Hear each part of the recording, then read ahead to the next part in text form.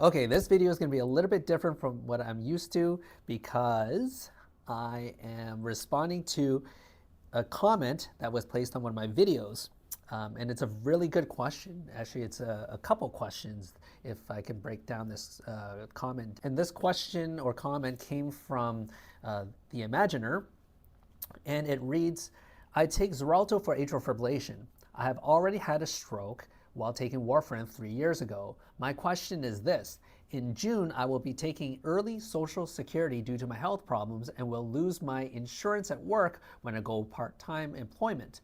Can I go back to taking warfarin after taking Xarelto for 3 years, as I will not be able to afford the Xarelto?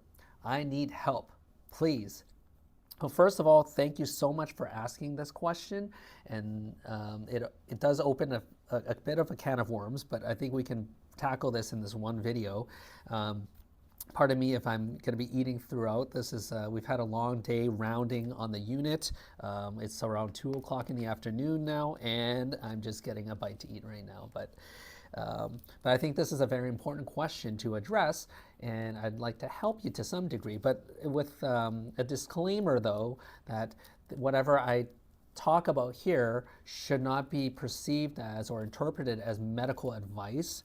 This is something you ultimately still need to talk to your cardiologist or neurologist about. But I think it helps to gain some insight and to understand what's actually kind of happening from a medical standpoint. So first of all, what I would like to know is that when you had the stroke 3 years ago on warfarin, were you considered being in the therapeutic range, or were you subtherapeutic? Now, being subtherapeutic usually implies that your INR blood test, which is a measure of how thick or how thin your blood is that too low?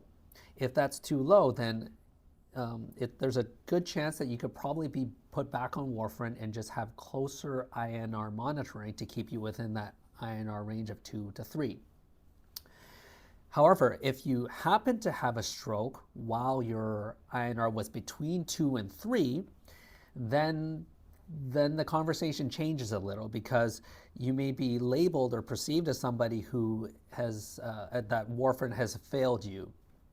Now, the caveat to this is that none of these blood thinners, the warfarin, the rivaroxaban, the apixaban, dabigatran, edoxaban, any of those things, they don't take stroke risk away 100%.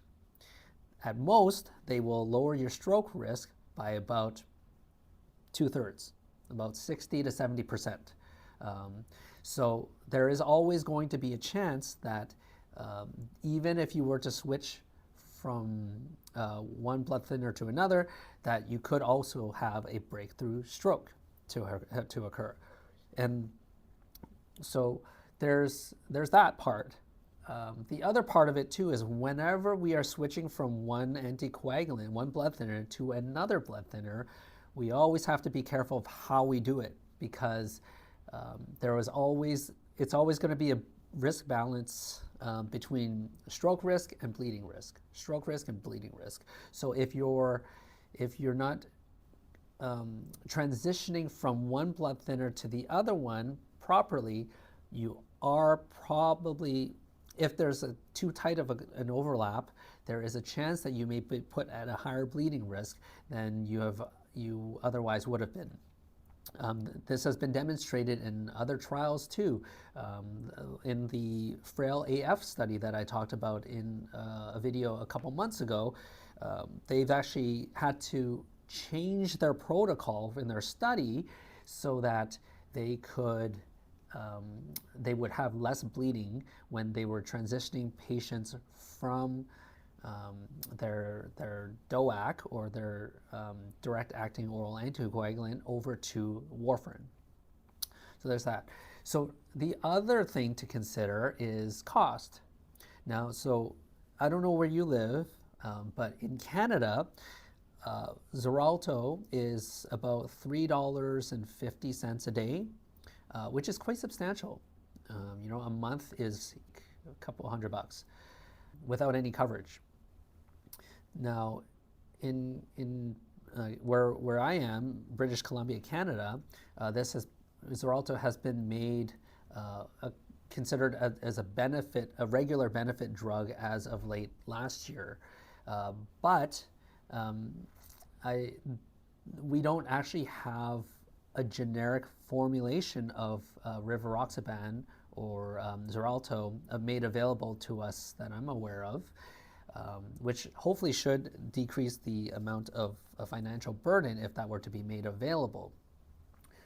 Now, the blood thinner that I like is Eliquis or apixaban, because there are generic forms of it now, and in Canada, the price per tablet, and we take it twice a day, is as low as about 45 cents or so.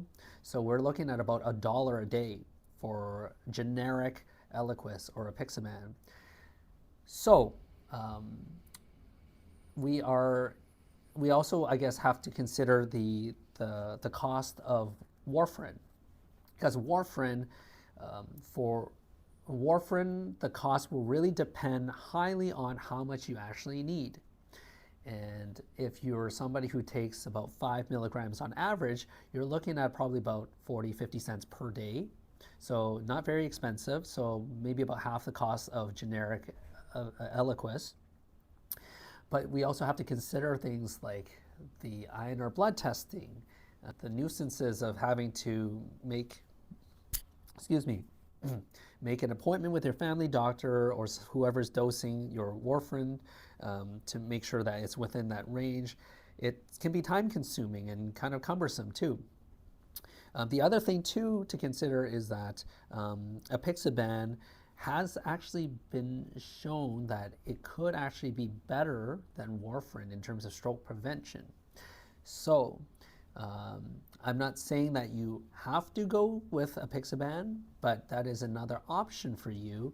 And if the area where you live, you happen to also have a generic form of Eliquis, it's called apixaban, then that could possibly be a good compromise if, say, you can't, you've lost your insurance because you're having to take a part-time status at work.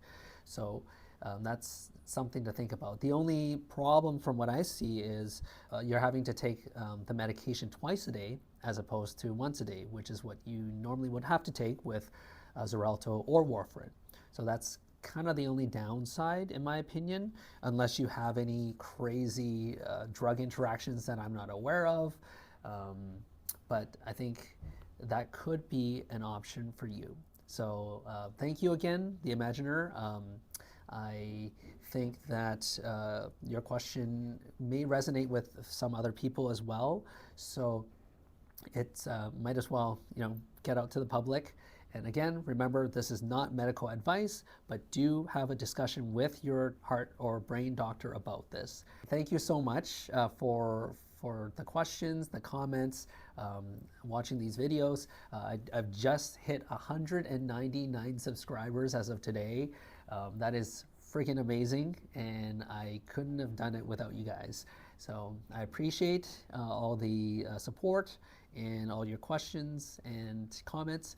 And I hope to see you in another video soon. Thank you. Say no to drugs.